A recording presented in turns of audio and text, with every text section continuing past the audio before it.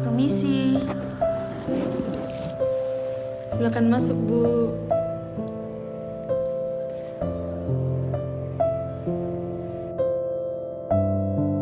Silakan duduk, Bu.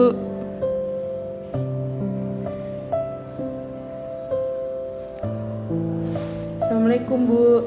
Selamat pagi saya ucapkan, dan terima kasih juga karena telah datang hari ini.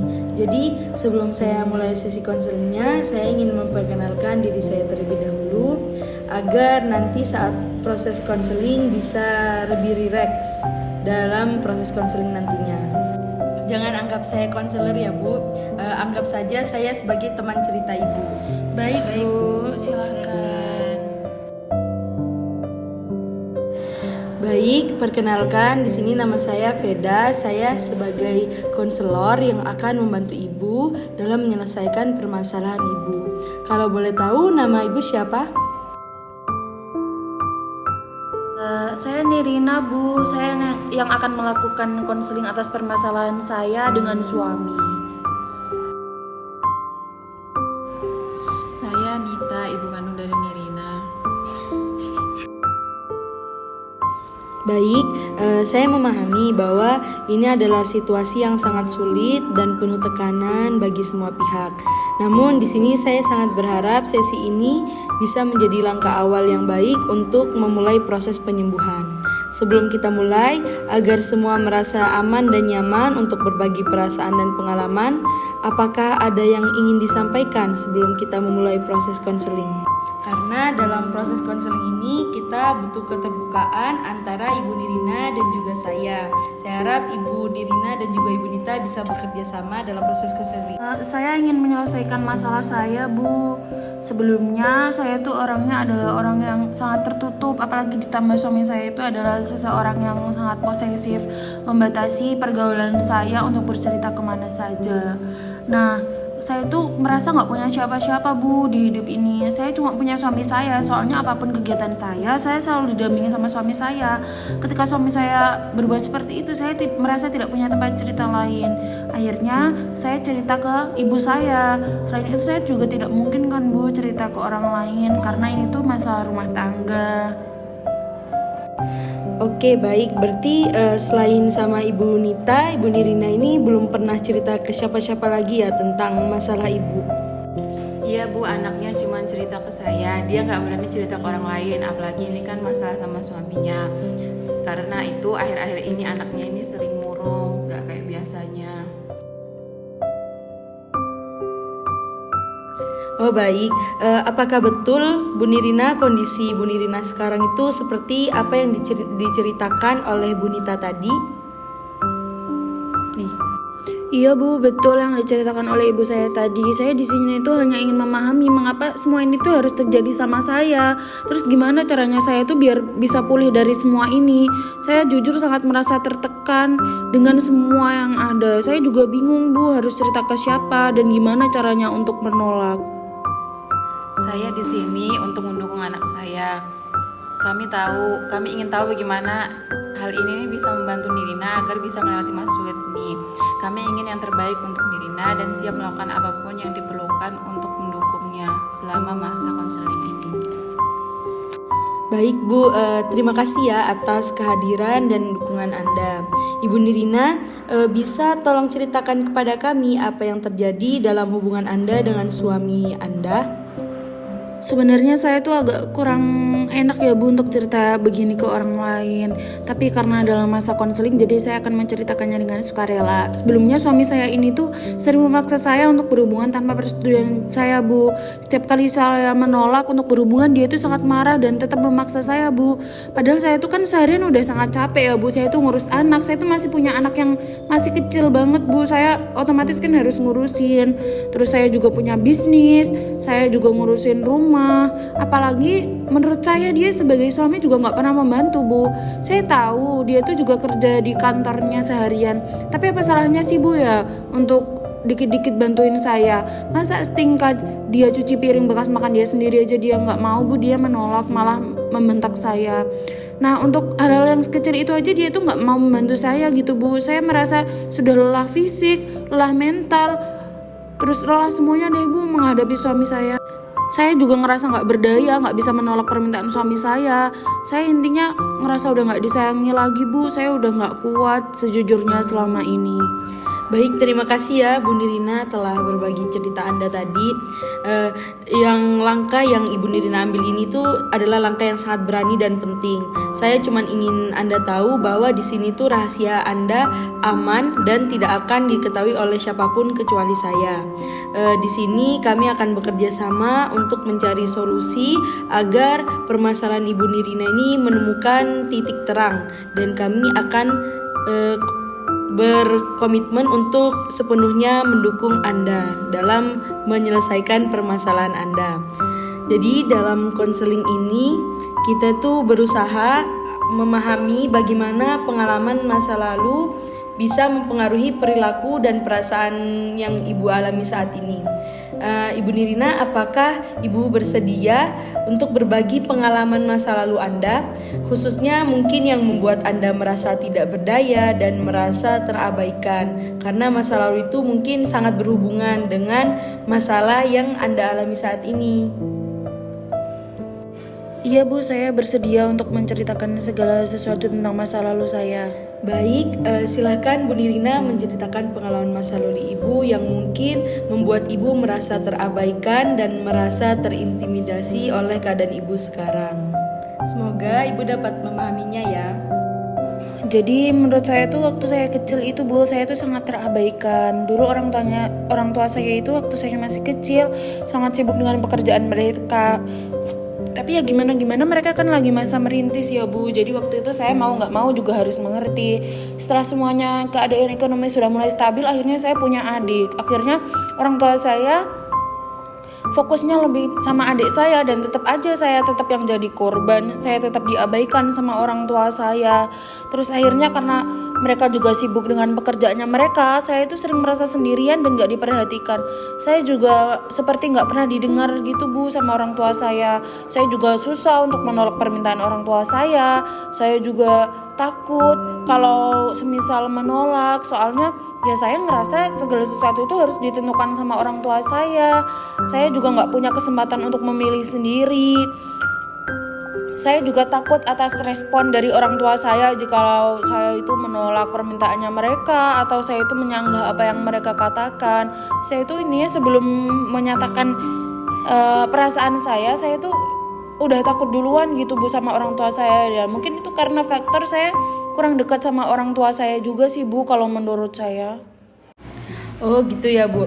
Terima kasih Bu Nirina karena sudah bersedia untuk membagi cerita Ibu. Jadi ini tuh sangat penting untuk kita pahami bahwa pengalaman masa kecil dan masa lalu itu bisa membuat Anda itu merasa tidak diperhatikan atau tidak berdaya, dan hal ini tuh bisa mempengaruhi bagaimana Anda merespon situasi saat ini dengan suami Anda. Saya ingin bertanya Bu, apakah Anda pernah sekalipun membicarakan hal ini hanya berdua dengan suami Anda? Karena mungkin perasaan tidak berdaya yang Anda alami sekarang itu sangat berhubungan dengan perasaan serupa yang Anda rasakan saat kecil, seperti kayak merasa terabaikan atau merasa tidak pantas untuk berbicara. Jujurnya saya belum pernah sama sekali sih Bu ngomongin ini sama suami saya. Saya tuh selalu memendam ini sendirian. Saya takut kalau ujung-ujungnya saya marah itu ya sama aja diabaikan. Kayak kayak yang lalu-lalu. Soalnya saya tuh selama ini berusaha untuk ngomong tapi selalu diabaikan, nggak dapat solusi atau bahkan tuh dimarah-marahin. Jadi kalau saya mikir ya mending saya diem aja gitu Bu. Tapi kayaknya bener deh Bu apa yang diomongin Ibu. Saya tuh baru mulai menyadari bahwasanya ada hubungan antara perasaan saya yang sekarang sama masa lalu saya. Saya sering merasa takut kalau menyuarakan pendapat. Saya takut nggak didengar atau nggak dihargai itu ya karena masa lalu saya gitu Bu.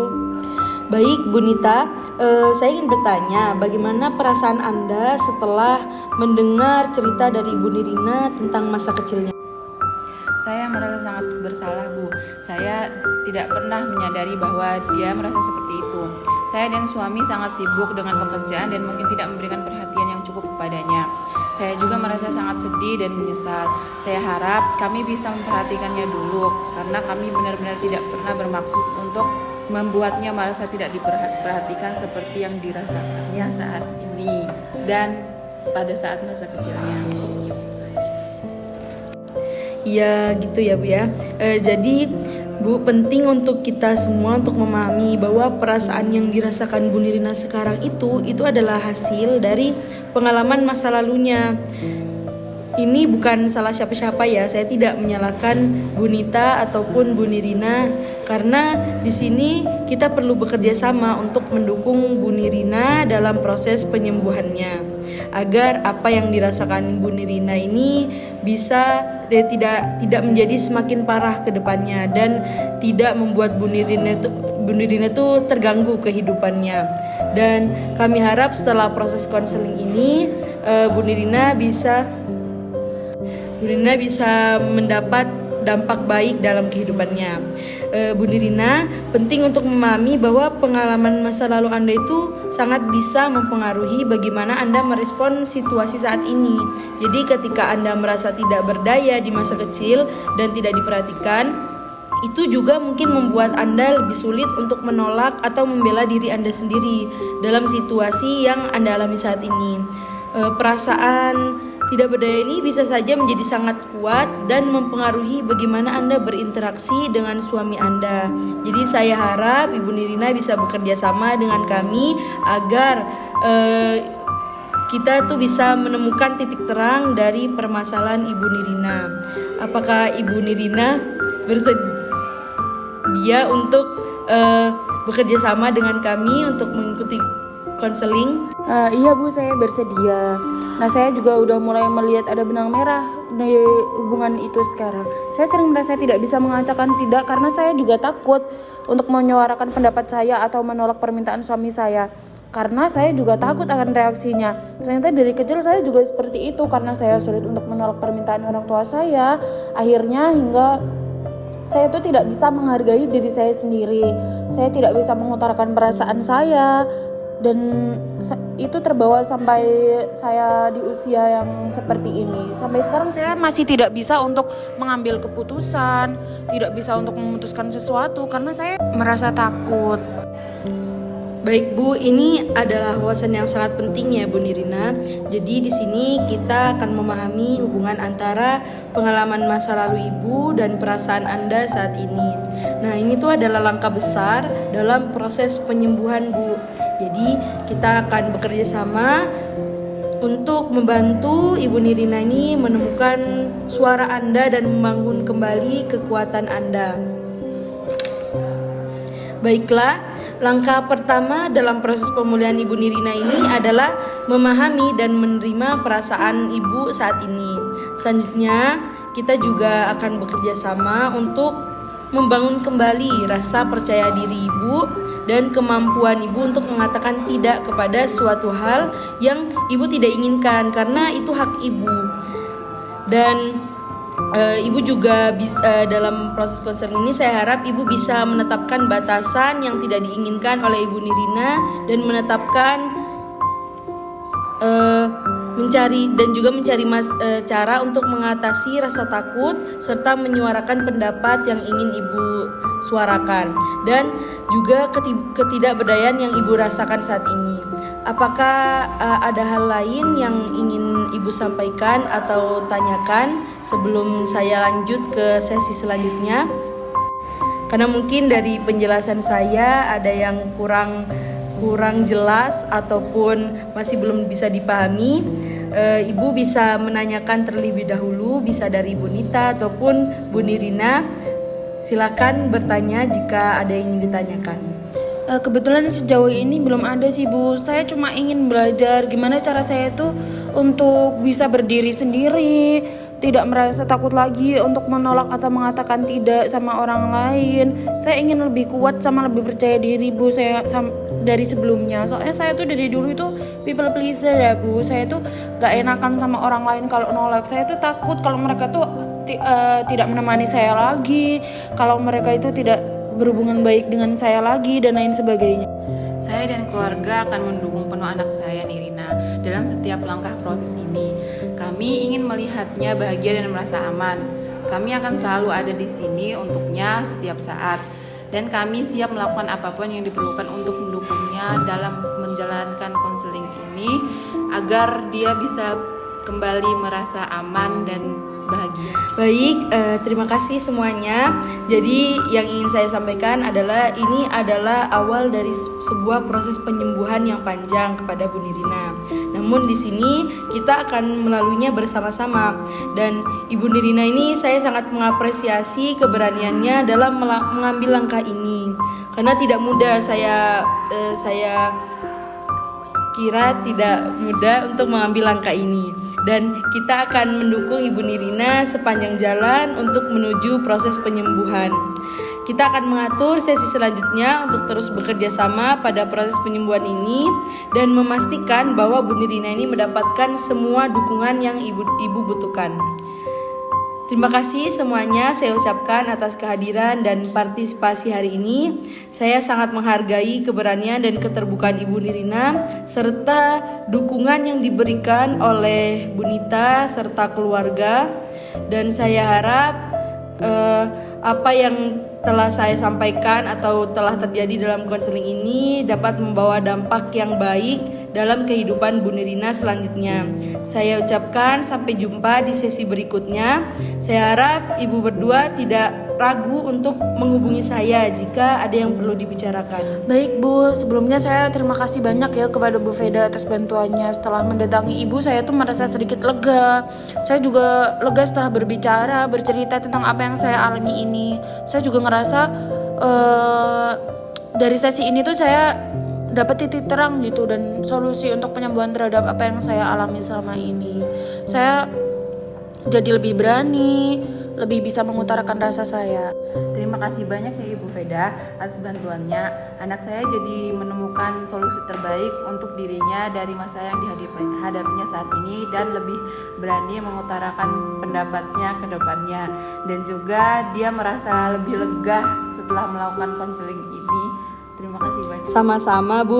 Jadi mari kita mulai perjalanan ini bersama-sama hingga proses penyembuhan sepenuhnya. Saya ucapkan sekali lagi sampai jumpa di sesi selanjutnya. Jika ada yang perlu ditanyakan lagi, saya harap bisa Ibu sampaikan di sesi konseling ini agar saat pulang dari sesi konseling ini tidak ada hal yang mengganjal dan hal yang masih tidak jelas. Saya ucapkan sampai jumpa.